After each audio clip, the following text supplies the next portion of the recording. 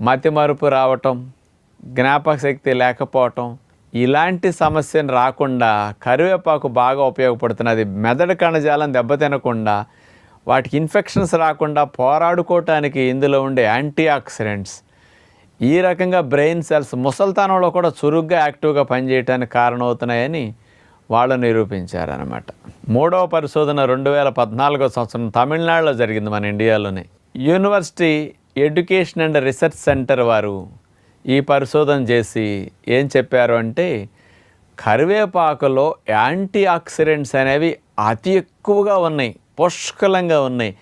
అందులో ఉన్న యాంటీ ఆక్సిడెంట్సే అసలు మెడిసినల్ ప్రాపర్టీస్కి, ఆరోగ్యాన్ని సంరక్షించడానికి అద్భుతంగా పనికొస్తున్నాయని నిరూపించారు.